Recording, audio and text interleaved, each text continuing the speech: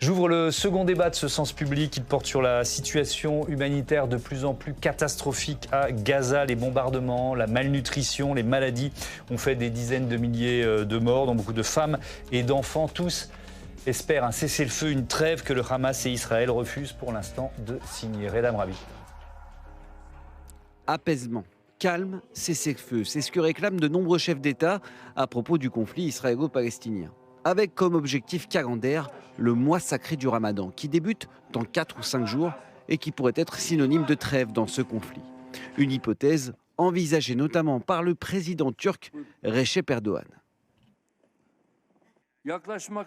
Dans le contexte du prochain mois de Ramadan, nous transmettons aux autorités compétentes nos messages concernant la nécessité de prévenir les provocations. Sur le terrain, les aides humanitaires affluent à Gaza. Exemple avec ces images transmises par l'armée américaine et ses avions, larguant des dizaines de milliers de repas aux populations. Les États-Unis, qui par la voix de Joe Biden, plaident aussi pour un cessez-le-feu. C'est dans les mains du Hamas. Les Israéliens étaient coopératifs, il y a une proposition de cessez-le-feu qui est raisonnable. Nous ne savons pas ce qu'il en est. Nous saurons dans quelques jours si ça va se produire. Mais il nous faut ce cessez-le-feu. Le Hamas demande pourtant bien plus qu'une trêve temporaire. La sécurité de notre peuple ne sera assurée qu'avec un cessez-le-feu permanent, la fin de l'agression et le retrait des troupes israéliennes de la moindre parcelle de la bande de Gaza. Et tout processus d'échange ne peut avoir lieu avant que tout cela ne soit réalisé. Le cessez-le-feu, volonté commune des États, mais des intérêts trop différents qui empêchent cette solution d'émerger pour l'instant. Une trêve est-elle possible avant le 11 mars, début du Ramadan? Quelle est la situation humanitaire à Gaza? On en débat tout de suite avec Belir Knabli. Bonsoir. Bienvenue. Vous êtes professeur de droit à l'UPEC Paris 12, consultant international au cabinet Lysias Partner et vous publiez Relations internationales, droit, théorie et pratique aux éditions Pédone. Mariam Pirzadeh, bonsoir. Bonsoir. Bienvenue, vous êtes journaliste à France 24 et ancienne correspondante à Téhéran. David Chemla, bonsoir. Bonsoir. Bienvenue à vous aussi, secrétaire général européen de JICO, le réseau associatif composé de juifs européens et d'amis d'Israël qui aspirent à une paix au Proche-Orient et soutiennent la solution à 2 États, et fondateur du mouvement La Paix Maintenant. Et puis vous publiez Histoire de l'autre, Israël-Palestine, c'est aux éditions Liana Lévy, évidemment Mathieu Croissando est resté à mes côtés, éditorialiste politique. On va démarrer avec la trêve, toujours pas signée. Belir Knabli, sur quoi achoppent les négociations? Qu'est-ce qui est en train de se passer?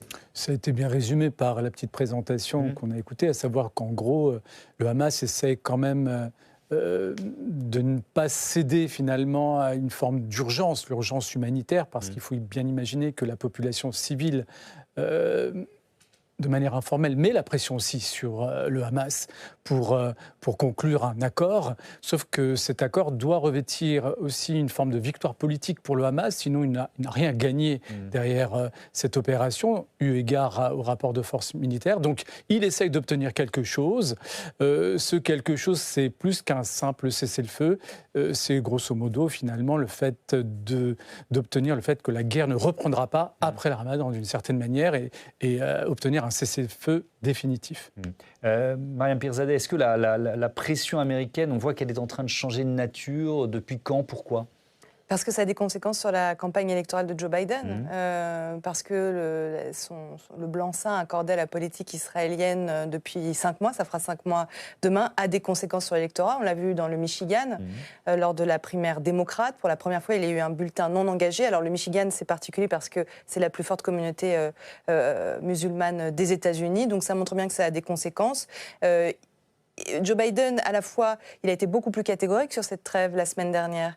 Je ne sais pas si vous vous souvenez de cette image qui a quand même marqué avec un cornet de glace lorsqu'il dit il y aura une trêve à Gaza lors du Ramadan. Là, il est un peu plus précautionneux. C'est Kamala Harris, surtout la vice-présidente américaine, qui a haussé le ton en disant maintenant ça suffit, il faut un cessez-le-feu.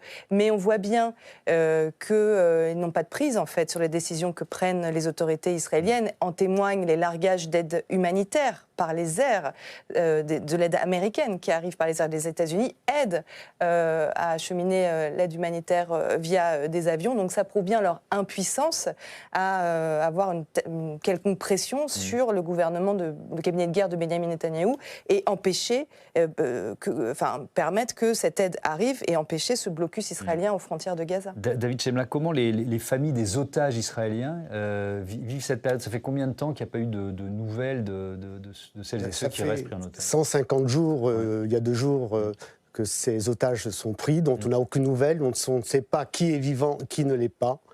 Il y a 134 personnes qui restent en otage, dont on sait que plusieurs dizaines sont morts, que les jeunes femmes qui sont encore là-bas en otage et les hommes jeunes aussi sont violés constamment. Il y a eu des témoignages de ceux qui ont été libérés au mois de novembre qui l'ont prouvé, et cela n'est pas contesté aujourd'hui, même à l'ONU, la représentante l'a reconnu, et c'est une pression sur le gouvernement pour qu'il obtienne un accord immédiat. Ce n'est pas une position politique par rapport à la situation de l'après-Gaza, parce que ça, c'est un autre sujet. Il y a une forte pression pour que... une pression qui prend de plus en plus de place au sein de la société israélienne, ou pas? Il y a là-dessus un consensus sur la société israélienne pour que les otages reviennent. Enfin, je parle par des marges extrémistes, et pas eux qui donnent le ton. Le problème, c'est que la demande israélienne aujourd'hui auprès de Sinoir, c'est d'avoir la liste des vivants. Indépendamment de l'accord lui-même, pour que les familles sachent si leur enfant est vivant ou mort. Et il ne veut pas la communiquer. Bon, ça fait partie du marchandage, c'est un vrai chantage, je dirais, parce que c'est même pas du marchandage, qu'il exerce la population et de ses familles. Pourquoi le Hamas ne veut pas donner cette liste? Est-ce qu'ils l'ont? Est-ce qu'ils l'ont? Oui, c'est l'un des éléments. Et depuis le début, en fait, c'est un non-dit. Mais en fait, on fait comme si le Hamas maîtrisait tout, quoi. Voilà, était omnipotent. À Gaza, ça ne correspond pas à la réalité paramilitaire de Gaza. Il y a d'autres milices, il y a aussi des groupes qui n'ont pas de connotation politique, qui relèvent presque du banditisme et qui ont su exploiter le chaos du 7 octobre, le massacre et le chaos, pour obtenir des otages et essayer également de les monnayer. On va écouter Joe Biden qui réclamait encore une fois hier, une nouvelle fois, un cessez-le-feu. C'est intéressant parce qu'il pointe également les risques pour Israël si le conflit continue pendant le Ramadan. Écoutez. Il faut un cessez-le-feu. Si le conflit continue jusqu'au Ramadan, la situation pourrait alors être très dangereuse en Israël et à Jérusalem. C'est pourquoi nous nous efforçons d'obtenir ce cessez-le-feu. Et dans ce débat, j'accueille Julien Baloul, qui est spécialiste de la société israélienne, ancien journaliste et ancien porte-parole des réservistes de Tsahal. Bonsoir Julien Baloul. Peut-être pour réagir à ces propos de Joe Biden, de quoi parle-t-il? Existe-t-il des menaces spécifiques d'attentats à Jérusalem pendant le Ramadan qui débute, je le rappelle, le 11 mars? Oui, les services de renseignement et de sécurité, les journalistes militaires, ou les correspondants militaires, disaient qu'il y avait... le Ramadan a toujours une période un peu compliquée d'un point de vue sécuritaire, mais que cette année particulièrement, il y avait un vrai risque d'embrasement avec des centaines de menaces concrètes, d'attaques. Vous savez, le scénario catastrophe serait que la Cisjordanie s'enflamme et que Jérusalem s'enflamme, et également après que les villes judéo-arabes du pays s'enflamment, ce qui n'a pas été le cas jusqu'à présent. Il faut le souligner, les villes judéo-arabes d'Israël sont restées très calmes. Jérusalem est restée relativement calme et la Cisjordanie est extrêmement calme également. Donc c'est vraiment le risque que pendant le Ramadan, cette situation s'envenime. Mariam Pirzadeh, comment se déroulent ces tractations là, pour obtenir le cessez-le-feu? Qui est autour de la table, en quelque sorte? Alors ça se passe au Caire depuis dimanche dernier. Il y a le Qatar, il y a l'Égypte, il y a aussi le Hamas. Et effectivement, c'est toute cette question des otages. Mais il y a plusieurs points qui achoppent. Parce qu'en fait, la principale force du Hamas aujourd'hui, c'est d'avoir ces otages israéliens. Si jamais ils libèrent les otages qui sont encore vivants, parce qu'on parle de 31 otages qui seraient potentiellement morts, c'est-à-dire qu'ils n'ont plus de monnaie d'échange, ils n'ont plus de moyens de pression aussi sur les autorités israéliennes. Se pose aussi la question du ratio, désolé, c'est le mot. Oui, lors de la dernière trêve, c'était un otage israélien contre 3 détenus palestiniens. Là, on parle d'un otage israélien contre 10 détenus palestiniens. Le Hamas veut aussi avoir la main sur le profil des prisonniers palestiniens qui seraient libérés des geôles israéliennes. C'est ça qui est en train de se négocier, évidemment. Et le Hamas, en fait, sait qu'il a, pour l'instant, gagné une partie de l'opinion publique avec ces images de catastrophe, il n'y a plus de mots, de catastrophe mondiale, de catastrophe humanitaire à Gaza, et veut aussi capitaliser là-dessus. Belirk Nabli, les pays qui œuvrent là en ce moment pour l'ouverture d'une trêve, est-ce que ce sont les mêmes qui pourraient préparer l'après-guerre? Est-ce que ça se mène au même endroit? Est-ce que c'est en parallèle? Ou est-ce que c'est trop tôt, tout simplement, pour imaginer l'après? Pour dire vrai, ça ne se bouscule pas du point de vue diplomatique pour s'engager dans l'après, parce que d'une certaine manière, c'est ingérable. En fait, Gaza est rasé. C'est aussi simple que ça, à 80-90%. Et gérer un territoire comme ça, une population de plus de 2 millions de personnes, dans un chaos généralisé, dans une situation de fond qui est caractérisée par une catastrophe humanitaire, une famine, et puis ce qui risque d'arriver progressivement, je veux dire en termes de, y compris du point de vue des épidémies, etc., c'est très difficilement gérable. Donc, qui prendrait la responsabilité de s'engager, si ce n'est peut-être la seule autorité légitime à pouvoir le faire? C'est-à-dire une autorité palestinienne, je ne dis même pas l'autorité palestinienne, mais au moins une autorité palestinienne soutenue par, comme vous l'avez dit, ceux qui sont engagés dans les négociations de l'Égypte à l'Arabie Saoudite en passant par le Qatar, mais également les Européens qui sont les bailleurs de fonds traditionnels dans la région, en tout cas en direction des Palestiniens. Mais s'engager directement dans la gestion de Gaza, c'est presque inconcevable. David Chemla, c'est trop tôt pour reparler d'une solution à 2 États Parler d'une solution à 2 États, ce n'est pas tôt, mais je ne suis pas tout à fait d'accord avec vous. Je pense que les idées de l'après-Gaza, beaucoup y travaillent. Il y a des plans qui font maintenant sur le domaine public, via les Américains, et pas que via les Américains. Les Européens aussi sont partie prenante de toutes les négociations, avec le Qatar, les Saoudiens, les Égyptiens. Il se dessine un projet assez cohérent. Effectivement, les Israéliens ne veulent pas gérer le quotidien de Gaza après la guerre. Aucun dirigeant, je laisse tomber les extrémistes évidemment, ne le prétend. Par contre, une autorité ou des représentants palestiniens pourraient le faire avec les soutiens des partis arabes, des pays sunnites et avec l'aide internationale. Non mais que des plans existent, on le sait. Pardon ? Que des plans existent, on le sait. Mais qu'ils s'engagent après pour mettre en œuvre et être les parties prenantes de cette gestion. Parce qu'à un moment donné, on a parlé même d'autorités pan-arabes ou inter-arabes à Gaza pour gérer le territoire. C'est en fait inconcevable, parce que ils n'auraient pas la légitimité pour le faire, si ce n'est à la limite le soutien du Hamas derrière ces autorités. Bref, ça serait une construction un peu artificielle qui ne correspondait pas à la réalité gazaouite. Le problème du Hamas, c'est qu'il veut rester dans l'équation. Et pour les Israéliens, le Hamas ne doit pas rester dans l'équation. C'est ça toute la difficulté. Alors, un Hamas, entre guillemets, plus light, si c'est possible, j'en sais rien. Si on évacue, dans le cadre d'une trêve, post-trêve, les dirigeants qui iraient s'exiler ailleurs dans la région et trouver d'autres représentants du Hamas plus modérés, entre guillemets, je ne sais pas si ça existe, mais pour pouvoir dialoguer, pourquoi pas. Mais en tout cas, ce ne seront pas les Israéliens que le feront. La question, elle se pose aussi côté israélien, alternative ou pas à Benyamin Netanyahou. Justement, Mathieu, il y a un homme qui a beaucoup énervé le Premier ministre israélien cette semaine, c'est Benny Gantz. Oui, c'est l'homme sans portefeuille du cabinet de guerre israélien, ancien chef d'état-major de Tsahal, ancien ministre de la Défense, président de l'unité nationale et premier opposant de Benyamin Netanyahou. Il était invité cette semaine à Washington, il s'est entretenu avec la vice-présidente Kamala Harris, avec le conseiller à la défense, à la sécurité nationale, Jake Sullivan, et puis avec le chef de la diplomatie américaine, Tony Blinken. Il a fait aujourd'hui étape au Royaume-Uni pour s'entretenir avec David Cameron, le ministre des Affaires étrangères. Bref, une tournée diplomatique qui rend furieux Benyamin Netanyahou. Il n'y a qu'un seul Premier ministre, et c'est moi, a tonné le chef du gouvernement israélien quand il a découvert, c'était auparavant, le voyage de son grand rival. Il avait même interdit au ministre des Affaires étrangères de l'accompagner. Pour ménager les susceptibilités, la Maison-Blanche a dit que c'est Benny Gantz qui avait proposé le voyage. Mais si Benyamin Netanyahou s'en agace autant, c'est qu'il a bien compris, en fait, ce que tout le monde a compris, que pour les chancelleries occidentales, l'espoir, s'il y en a un pour l'avenir, il est plutôt, évidemment, du côté de Benny Gantz. C'est à lui qu'il faut parler dès qu'on envisage le futur du Proche-Orient pour la diplomatie occidentale. Emmanuel Macron, qui s'est entretenu avec lui au téléphone en janvier, est sur la même longueur d'onde. Mais vous nous avez dit, Benny Gantz, il fait partie de ce cabinet de guerre. Oui, il l'a rejoint au lendemain du 7 octobre dans un souci d'unité nationale, mais c'est un mystère pour personne. Hein, depuis le déclenchement de la riposte de Tsahal, cet ancien parachutiste d'élite qui a fait passer 30 ans dans l'armée et qui a fini avec un grade de général, n'a pas caché ses critiques vis-à-vis de l'offensive israélienne, en tout cas de la façon dont elle était menée. Pourtant, il est davantage faucon que colombe, Benny Gantz, mais il s'est montré critique, je le disais, sur l'action de Benjamin Netanyahou.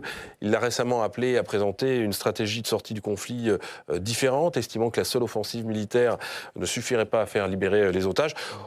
Au point qu'un ministre appartenant au gouvernement du Likoud l'a publiquement accusé de jouer le cheval de Troie au détriment de l'unité gouvernementale. A-t-il des chances d'arriver au pouvoir ? Encore faudrait-il qu'il y ait des élections, mais ce qui n'est pas d'actualité pour l'instant. Mais quand on regarde les sondages, en tout cas, Gantz est plutôt favori, en tout cas bien devant Benjamin Netanyahou.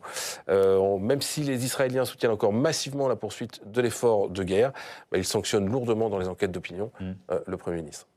Merci beaucoup Mathieu. Julien Baloul, je reviens vers vous, peut-être pour nous dire comment Benny Gantz marque sa différence avec Benjamin Netanyahou. Oui, absolument. Alors, pour moi, c'est vrai que Benny Gantz est largement en tête des enquêtes d'opinion depuis maintenant le début de la guerre. Pour vous donner quelques chiffres, la coalition gouvernementale de Netanyahou actuellement, avant le gouvernement d'union, c'est 64 sièges sur 120. En cas d'élection, il tomberait à 40 sièges sur 120. Donc c'est une énorme chute et Benny Gantz serait à plus de 70. Donc, vous voyez à peu près l'écart. Maintenant, par rapport à quelle est la raison de cette popularité? Est-ce que certains demandent une autre politique dans Gaza ou un processus de paix?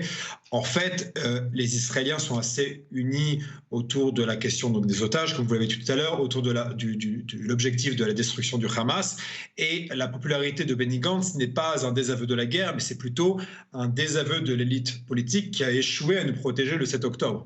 Mais il faudra quand même le dire, au lendemain de la guerre, et si vous me posez la question à moi personnellement, j'espère que ce soit fait dès aujourd'hui, tout l'échelon politique doit dégager, le Premier ministre, le ministre de la Défense, mais également le chef d'état-major de Tsahal, le chef des services de renseignement, le chef du Mossad, tous ceux, le chef du gouvernement de la région sud, tous ceux qui ont échoué à nous protéger le 7 octobre, et également ces dernières années, qui se sont complètement plantés sur leur perception du Hamas, ou sur la gestion de Gaza, ou sur la construction d'un navire politique.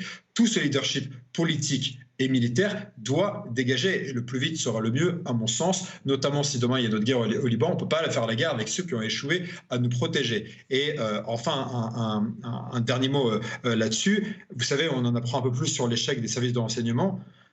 Moi, je suis retourné dans la rue ces dernières semaines, dans les manifestations d'opposition. J'ai mis beaucoup de temps d'y aller à cause de l'esprit de la guerre, enfin de l'unité de la guerre, mais là, j'y suis retourné parce que c'est plus possible.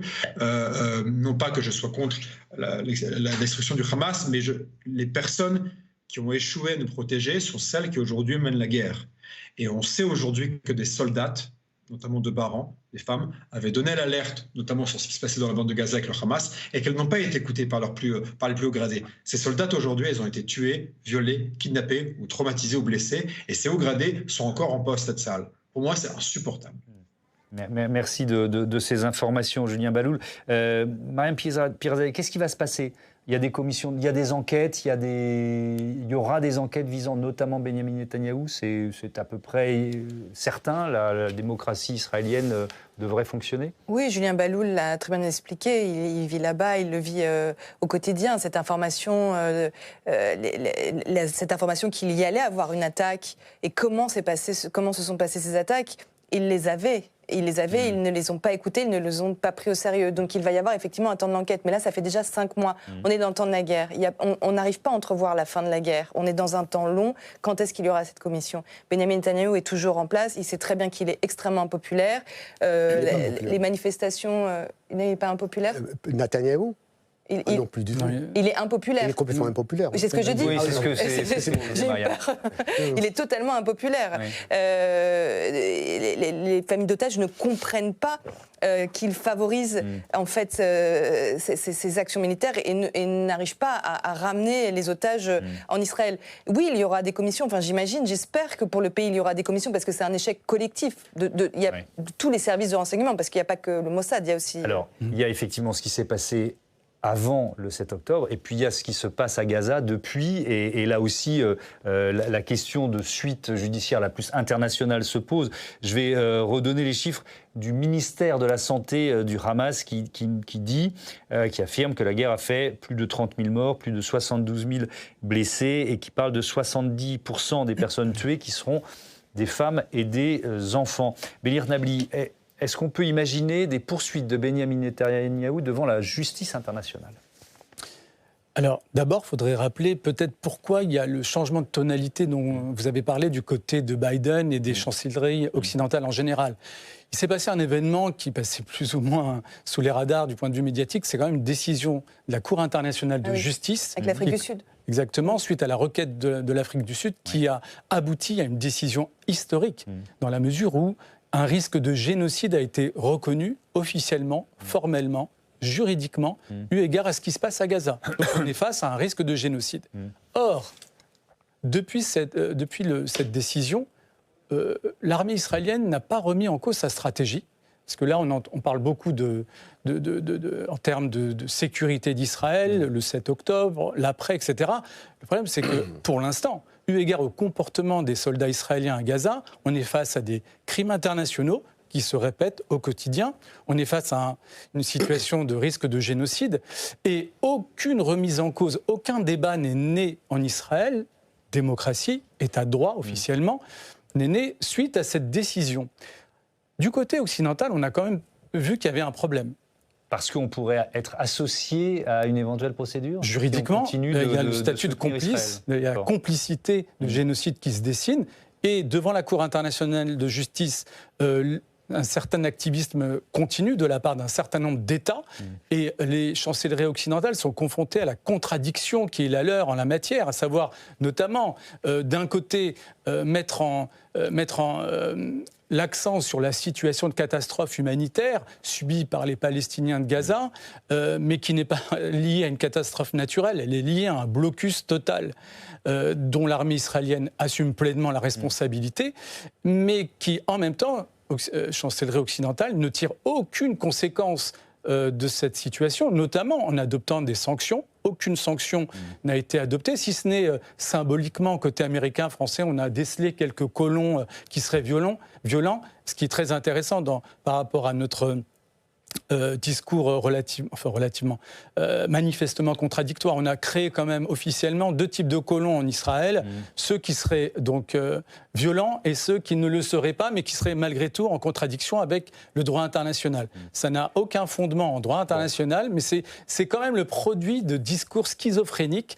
qui nous affaiblissent sur la scène internationale. David Chemla, la traque du Hamas, la vengeance des massacres terroristes du 7 octobre, est-ce que ça justifie cette stratégie, ce jusqu'au boutisme, on peut dire ça, guerrier de Netanyahou? Ce n'est pas que de Netanyahou. Là-dessus, il y a un consensus de droite comme de gauche d'éradiquer la capacité militaire du Hamas. Non pas tous les membres du Hamas, mais la capacité militaire du Hamas de continuer et de reprendre après la guerre les bombardements qu'il se faisait depuis une quinzaine d'années sur les villages et les kibboutz du sud d'Israël. Il y a 100 000 personnes qui ont été déménagées du sud du pays et qui n'y habitent plus, qui sont, parce qu'ils ne veulent y retourner qu'en ayant la sécurité de pouvoir s'y installer. Et c'est dans des villes en territoire israélien. Il ne s'agit pas de colons. Voilà, ça c'est un point. Deuxièmement, à propos des 30 000 personnes mortes selon les services de la santé du Hamas, palestiniens. Je ne conteste pas ce chiffre, on n'a aucun élément pour le vérifier, mais il faut tenir compte que sur ces 30 000 morts, il y a, d'après les autorités israéliennes, près de 13 000 miliciens du Hamas qui ont été tués dans le cadre de combats. Chiffre plus ou moins confirmé par les Américains. Non, excusez-moi, le chef du Pentagone a dit il y a quelques jours qu'il y avait 25 000 morts de femmes et enfants palestiniens à Gaza. C'est le chef du Pentagone qui, a priori, est un allié d'Israël. Écoutez, la question de toute façon, sur ces chiffres, c'est très difficile. Non, mais souvent, on dit que ce sont les chiffres du Hamas. Là, on a quand même une parole officielle du chef du Pentagone qui soutient d'ailleurs l'offensive et qui confirme ces chiffres, voire... Monsieur, excusez-moi, la question de ne pas savoir, ni vous ni moi, une personne est capable de valider ces chiffres, mais il est certain que parmi les 30 000 ou 40 000, quel qu'il soit, et tout mort est un civil, est un mort de trop. Je ne suis pas en train de faire des la considération qualitative, je dirais. Vous nous dites qu'il y a des miliciens du Hamas. Des miliciens du Hamas qui ont été tués. Alors, ce qui revient à votre question, pour les Israéliens, ils veulent poursuivre cette campagne militaire pour trouver les miliciens où ils sont. Et c'est une guerre qui se mène dans des conditions très difficiles dans lesquelles aucune armée au monde s'est trouvée jusqu'à présent confrontée, à savoir battre à la fois sur le terrain externe et puis souterrain. C'est dans des conditions difficiles, très difficiles. Il y a 250 soldats qui ont été tués déjà depuis le début du conflit, donc ce n'est pas, ils ne cherchent pas les gens pour les assassiner, c'est dans le cadre de combat. Maintenant, est-ce que c'est atteignable ou pas? Je ne sais pas. Il faudra de toute façon arriver à un cessez-le-feu. Et je rejoins ce que disait Julien Baloul, le plus tôt serait le mieux. Alors justement, allez-y, terminez votre phrase, pardon. Le plus tôt sera le mieux pour pouvoir, d'une part, récupérer les otages, répondre aux besoins humanitaires de Gaza, mais je dis en même temps, et ensuite entamer un processus politique. Mais c'est ça l'enjeu. Et c'est un processus politique. Sachez que la majorité des Israéliens, des sondages le prouvent, sont pour un État palestinien si c'est dans le cadre d'un accord global avec les accords avec les Saoudiens. Encore des sondages tout récents. C'est ça l'avenir. Je reste et je reviens vers vous, Julien Baloul, sur ce bilan effroyable, cette situation à Gaza et sur la perception de la société israélienne. David Chemlan nous disait à l'instant, il y a toujours un soutien finalement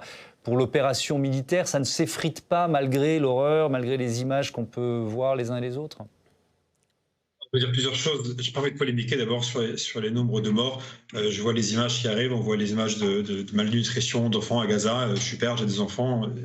On n'est pas des gens insensibles, des gens sans cœur, c'est impossible de rester insensible à cela. Je prendrai quand même avec beaucoup de précautions les chiffres du Hamas. Je vous rappelle que dans le passé, ils avaient annoncé 500 civils tués dans une frappe israélienne sur un hôpital. On a appris qu'il n'y avait pas eu de frappe contre l'hôpital, que c'est un tir du roquette du Hamas et qu'il y avait une dizaine de morts. Donc il faut faire très attention avec les chiffres du Hamas. Et un dernier point là-dessus, il faudrait tout de même aussi parler de la responsabilité du Hamas dans la mort des civils palestiniens, avec la stratégie de bouclier humain, avec les tirs de roquettes depuis les zones civiles, avec les stockages d'armes dans les écoles de l'UNRWA, etc., etc. Par rapport à la perception côté israélien de la douleur palestinienne, oui, on le voit, on voit les images. On a vu les images de ce qui s'est passé avec la distribution de l'aide humanitaire qui a tourné à ce qu'on a vu. Mais il faut comprendre que, en fait, pour nous, on a encore le 7 octobre. C'est-à-dire qu'on ne dirait pas, je sais qu'aujourd'hui on est le 6 mars, mais en fait on a encore le 7 octobre. On a encore plus de 130 otages dans la bande de Gaza et on vit au rythme des familles des otages, d'enfants qui pleurent parce qu'ils n'ont pas vu leurs parents, de témoignages de femmes qui sont violées, et on vit au quotidien, on vit à leur rythme, on vit en fonction de ça. Et on sait que la guerre demain pourrait être terminée si les otages sont libérés. Et on sait que le Hamas a rejeté à plusieurs reprises des offres de cessez-le-feu et des négociations sur la libération d'otages. Donc cette guerre aussi, elle se poursuit aussi parce que le Hamas refuse les offres. Donc il faut aussi le rappeler. Donc oui, on voit la douleur côté palestinien, mais vous demandez à une société qui vit encore à l'heure du traumatisme du pogrom du 7 octobre et qui vit encore avec 150 otages entre les mains de Palestiniens, certains on le sait au sein de familles palestiniennes. On ne peut pas faire abstraction non plus de ça. Donc c'est aussi compliqué. Bien sûr, et c'est pour ça que nos débats, et je vous remercie les uns et les autres, on essaye toujours de faire en sorte qu'ils soient les plus apaisés possibles et que même si des opinions et des sensibilités diverses s'expriment, voilà, merci encore de vous écouter les uns les autres. Je voudrais aller un petit peu plus loin sur la situation humanitaire à Gaza, cette question de famine. Selon l'UNICEF, plus de 1 100 000 enfants menacés par le conflit, la malnutrition et les maladies à Gaza. Je vous propose d'écouter un pédiatre qui travaille justement à l'hôpital Kamal Adwan à Gaza. La malnutrition joue un rôle majeur dans le nombre d'enfants qui nous sont confiés et donc dans le nombre de décès. Lorsqu'un enfant est censé prendre 3 repas par jour et qu'il n'en prend qu'un, ce n'est pas suffisant pour lui. Son corps devient déficient en hydrates de carbone, en vitamines, en protéines et en graisses nécessaires à l'organisme. Le corps entre alors dans un état de déshydratation sévère. Je peux franchement dire que nous ne pouvons même pas traiter correctement 50 à 60% des cas que nous recevons, parce que nous n'avons rien à leur donner. Tout au plus, pouvons-nous leur administrer une solution saline ou une solution sucrée. Mariam Pirzadeh, vous nous parliez tout à l'heure des largages d'aide humanitaire par les États-Unis. C'est pas très efficace, ça ne suffit évidemment pas. Non, mais les images, elles sont terribles. les enfants, ils en sont là, beaucoup d'enfants à Gaza en sont réduits à manger des pains qui sont faits avec le fourrage pour les animaux. Des enfants qui en sont morts. Je voyais, il y avait une maman qui pleurait la mort d'un de ses bébés. Non, ça ne suffit pas. Non, il y avait 300 camions qui rentraient à Gaza avant la guerre. Maintenant, ils peuvent nourrir, à part avec ce qui arrive à rentrer à Gaza, c'est 15 000 personnes. Il y a pratiquement 2,5 millions de Gazaouis. Non, ça ne suffit pas. Et ça montre en fait tout l'échec de la communauté internationale de ne pas réussir à casser ce blocus israélien devant les portes de Gaza. La dernière fois, il y a un convoi humanitaire qui arrivait et qui a été bloqué pendant 3 heures. Et quand il a réussi à entrer, il n'a même pas pu faire quelques kilomètres que des centaines de personnes se sont jetées sur le camion pour pouvoir manger. Il y a des parents qui n'arrivent plus à donner à manger à leurs enfants. Des enfants... Je lisais l'interview... on va en parler du président de l'UNRWA, mais aussi l'OMS qui a pu rentrer sur place, qui racontait qu'autour de certains hôpitaux, ceux qui sont encore en état de fonctionner, il y a des enfants qui errent, qui n'ont plus de parents, qui ne savent plus où aller. Ces images, bien sûr qu'elles font mal et elles choquent, mais il y a une sorte aussi, on les voit ces images et rien ne se passe en fait. Alors, si je peux me permettre juste un élément, depuis le début on parle des images. Entre nous, ces images, on ne les voit pas dans les médias mainstream en France, dans les journaux télévisés de 20h, il n'y a pratiquement rien. Les données sont officielles maintenant. Il faudrait qu'un jour on se demande pourquoi. Parce que parallèlement, on est dans cette schizophrénie, on parle d'images effroyables, mais ces images, on ne les voit pas dans les médias. Deuxième élément, dans les gîteaux, parce que vous êtes sur France 24. Je crois qu'on essaie de les montrer aussi. Oui, vous aussi, vous les montrez. Après soyons pas dans l'amalgame des médias. Non, je parle des JT de 20h, il y a les données qui sont officielles, c'est inexplicable. Après, je ne suis pas forcément pour, parce qu'il y a des images trop dures qui ne sont pas... qui ne sont pas diffusées pour autant. Bon. Et sinon, les largages en question, ça renvoie à notre schizophrénie. Les Américains qui essayent de mettre en avant cette politique-là, par exemple, larguent pas mal d'aides et essayent de faire pas mal de publicité autour de cette aide humanitaire, tout en continuant un soutien militaire qui est... l'une des clés de ce conflit. L'armée israélienne ne pourrait pas continuer son offensive et bombarder à ce point si elle n'était pas fournie en obus, en missiles. Joe Biden pourrait appuyer sur le bouton stop, c'est ce que vous nous dites. Alors malheureusement, si ça ne tenait qu'à sa personne, lui-même est prisonnier d'une équation politique interne complexe, donc je ne veux pas le caricaturer, mais politiquement, oui, il y a ce pouvoir unilatéral américain qui est une donnée extrêmement importante dans cette équation. Il n'empêche, ce qui va rester entre nous après cette guerre, c'est quand même cette espèce de schizophrénie diplomatique où d'un côté, on va pleurer la famine qui sévit à Gaza et en même temps continuer à fournir des armes. Et malheureusement, nous-mêmes, la France est très ambiguë sur ce point, puisqu'à chaque fois que la question est posée à nos officiels, ministres des Affaires étrangères ou diplomates, les réponses sont alambiquées. Oui. Autrement dit, à contrario, nous continuons, parallèlement au fait de larguer de l'aide humanitaire, nous continuons manifestement à fournir des armes. Alors, je voudrais qu'on consacre un dernier chapitre à l'UNRWA, cette agence de l'ONU pour les réfugiés palestiniens qui est au cœur d'un bras de fer entre Israël et les Nations Unies. Je propose à Marion Delpech, qui est juste derrière, de nous rejoindre de nouveau. Rebonsoir Marion, avec des accusations mutuelles qui se poursuivent entre l'État hébreu et cette agence onusienne. Oui, tout à fait. L'UNRWA, cette agence onusienne créée en 1948 pour s'occuper des réfugiés palestiniens. Si les relations entre l'État hébreu et l'organisation n'ont jamais été simples, elles se sont transformées en véritable crise ouverte depuis l'attaque du 7 octobre. Dernier acte de ce bras de fer lundi, avec le rappel par Israël de son ambassadeur auprès de l'ONU. Il s'agit de ce monsieur, Gilad Erdan. Écoutez-le. Chers amis, il a été prouvé que l'UNRWA est un élément essentiel de la machine terroriste du Hamas. Pendant des années, le Hamas a infiltré et empoisonné l'organisation. Mais l'UNRWA, même avant que le Hamas ne la détourne à Gaza, a toujours fait partie du problème et jamais de la solution. Alors, quelle est la raison de son rappel?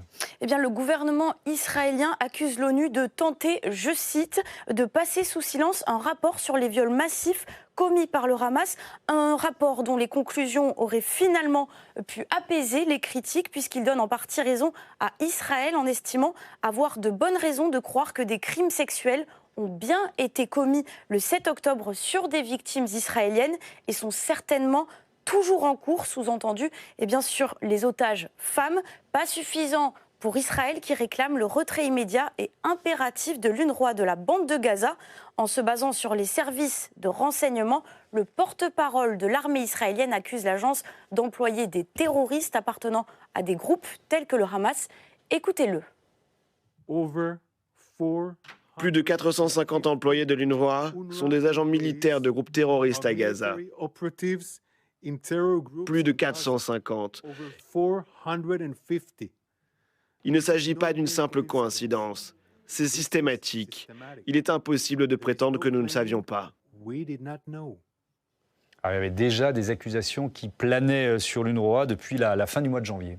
Oui, selon laquelle 12 des 30 000 employés régionaux de l'agence auraient participé à l'attaque du 7 octobre. L'ONU s'est immédiatement séparée de ces employés accusés et 2 enquêtes, l'une interne, l'autre indépendante, ont été lancées. Le patron de l'UNRWA affirme en parallèle que ces accusations sont non confirmées. Il dénonce, je cite, une campagne délibérée et concertée pour saper les opérations de la colonne vertébrale de l'aide humanitaire à Gaza dans le but d'y mettre un terme. On l'écoute. Démanteler l'UNRWA est irréfléchi. En le faisant, nous sacrifierons une génération entière d'enfants, semant les graines de la haine, du ressentiment et d'un futur conflit. L'idée que l'agence peut être démantelée sans porter atteinte à toute une série de droits humains et sans mettre en péril la paix et la sécurité internationale est pour le moins naïve. Il faut savoir que l'UNRWA est la véritable administration et le premier employeur de la bande de Gaza avec ses écoles, hôpitaux, aides alimentaires. Le Premier ministre israélien a ouvertement déclaré qu'il ne souhaitait pas qu'elle fasse partie de la bande de Gaza d'après-guerre. Aujourd'hui, en pleine crise humanitaire et alors que la famine menace Gaza, l'agence onusienne est au bord du précipice. 16 pays ont retiré leur financement pour un total de 450 millions de dollars. Son patron a tout de même salué les nouvelles contributions annoncées par la Commission européenne à hauteur de 50 millions d'euros. Merci Marion pour ces informations. Marion Perzadeh, pardon. Les critiques qui visent l'UNRWA sont-elles justifiées? Où en sont les enquêtes? Parce que j'ai entendu des sons de cloche assez différents en fait, et des États qui avaient suspendu leurs aides, qui peut-être ont décidé de changer de pied. Qu'est-ce qu'on peut en dire? Alors, effectivement, l'Union européenne, la semaine dernière, a débloqué un peu en urgence, on a l'impression contrainte et forcée 50 millions d'euros pour aider l'UNRWA. En fait, ce qui est frappant dans cette histoire, c'est que déjà les employés qui ont été accusés par les autorités israéliennes ont été renvoyés sur le champ, il n'y a pas eu le temps de l'enquête, et les pays, les principaux contributeurs, encore une fois c'est les États-Unis, c'est l'un des principaux contributeurs pour cette agence pour les réfugiés, ont tout de suite coupé les financements avant même qu'il y ait des preuves formelles. L'enquête, elle va être longue, c'est très compliqué. Gaza est inaccessible. Que ce soit pour les journalistes aujourd'hui ou pour les humanitaires, ce ne sont que des Palestiniens, puisque ce ne sont que des Palestiniens qui peuvent être dans ce territoire aidés. Donc il y a eu des accusations mutuelles. L'UNRWA accuse aussi Israël de torture dans les prisons pour des employés ou pour les Palestiniens. C'est un bras de fer qui s'est activé. Et effectivement, Lazzarini, le président de l'UNRWA, semble bien seul. On a l'impression qu'il prêche un petit peu dans le désert. David Chemla, sur quoi reposaient les soupçons de l'administration israélienne avant même le 7 octobre Avant le 7 octobre, il y avait des relations complexes avec l'UNRWA. Il y a 4 ans, ou même plus, quand Trump a été premier président, il avait coupé à un moment donné les fonds à l'UNRWA.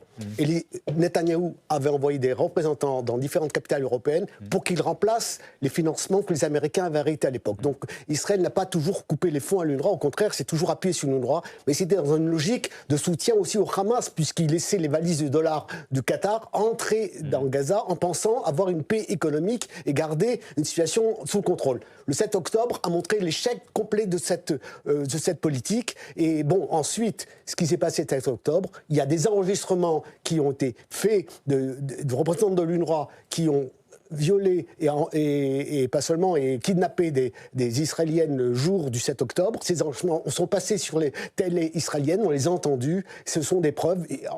450, c'est un chiffre qu'a avancé le porte-parole de l'armée, j'ai aucun élément là-dessus, mais il y aura des enquêtes qui les prouveront ou pas, mais en tout cas, il y a des faits tangibles, il faut se rapporter aux faits tangibles plutôt que sur les on-dit. Meir Nabli. Alors, moi, je n'ai pas entendu les enregistrements et les faits tangibles. C'était en arabe sur la chaîne israélienne aussi. Mais en attendant, il y a eu des enquêtes journalistiques indépendantes, anglo-saxonnes, qui ont conclu au fait de ne pas avoir obtenu de preuves tangibles précisément. Premièrement. Deuxièmement, encore plus intéressant, le Canada, allié historique d'Israël, vient de décider de reprendre l'aide. Oui, non, mais pourquoi ? Parce qu'ils n'ont pas été convaincus par les documents inexistants d'ailleurs, fournis par Israël. Israël n'a pas fourni de documents et n'a pas fourni les preuves que tout le monde leur a demandé. Donc c'est en cela que la crédibilité israélienne est en jeu dans ce conflit, c'est qu'à chaque fois qu'il y a des affaires aussi graves, parce que l'accusation est grave, eh bien, autant essayer de démontrer finalement, suivant un process, une procédure fiable, de telles accusations. Malheureusement, à chaque fois, on arrive à des conclusions qu'on pouvait imaginer a priori. Je rappelle aussi qu'il y a une semaine, après l'affaire du camion et des civils palestiniens qui ont été à la fois écrasés et qui ont été ciblés, la première version israélienne, c'était « nous ne sommes pas responsables ». Nous n'avons peut-être même pas tiré. Finalement, progressivement, les images sont arrivées. Qu'est-ce qu'on voit ? On voit effectivement des Palestiniens se faire abattre, tout simplement, parce qu'ils allaient vers l'aide humanitaire. Donc, à un moment donné, il faudrait penser à la communication et OK, on a entendu votre argument. Je ne suis pas le porte-parole du gouvernement israélien, je ne suis pas en train de... Ce n'est pas mon objectif. Je dis que l'UNRWA, en tant qu'organisme, on a suffisamment de preuves qui ont été alléguées par les armes trouvées dans leurs écoles, dans leurs structures, qui montrent qu'il y avait une certaine, je dirais pas compromission, mais en tout cas, interpénétration de certains, je ne dis pas les 4500 ou 5000, je ne sais pas combien d'employés de l'UNRWA sur place, mais avec les structures du Hamas. Le Hamas contrôlait tout, on ne pouvait rien faire à Gaza sans l'accord du Hamas. Depuis qu'il a pris le pouvoir, c'est eux qui contrôlent tout. Donc ça, c'est une réalité. Maintenant, il faut qu'effectivement qu'il y ait des enquêtes, que la responsabilité soit trouvée, et peut-être qu'il faudra trouver un autre organisme ou un UNRWA un peu différent, en tout cas qui prenne en charge, en attendant qu'il y ait une solution politique, parce que ça ne sera ni l'Israélien, ni l'armée israélienne qui va gérer, effectivement, comme vous le dites, le quotidien de ces 2 millions de Palestiniens. C'est difficile. Allez-y. Juste une précision symbolique. On parle de l'UNRWA, parce qu'on connaît un peu la question, mais c'est pas une créature spontanée. L'UNRWA, c'est quand même une entité qui est née à cause d'un problème. Ce problème, quel était-il ? C'est la question des réfugiés palestiniens. C'est le produit d'un fait historique qui est l'exil et des opérations de nettoyage ethnique qui ont eu lieu. Non. Il n'y a pas eu de nettoyage ethnique en 1948. Non, en 1948. L'UNRWA, c'est la question des réfugiés. Les réfugiés, c'est 1948 et 67. L'émission est terminée, donc il n'y a on pas va de souci. ouvrir le débat. C'est une entité qui est née à cause du conflit dans sa globalité. Pas de nettoyage ethnique. Bon, allez, je vous remercie encore une fois les uns et les autres, les unes et les autres d'avoir participé à cette émission. Je vais rappeler vos livres Relations internationales, droit, théorie et pratique aux éditions Pédone, Meir Nabli et David Chemla, Histoire de l'autre, Israël-Palestine aux éditions Liana Lévy. Merci également à Julien Baloul depuis Israël. Notez que demain, votre prochain rendez-vous sur l'antenne de Public Sénat dans la matinale, Marie Guévenoux, la ministre déléguée chargée des Outre-mer, sera l'invitée de notre émission. Ce sera à 8h du matin. Merci à tous, bonne soirée. Merci Mathieu.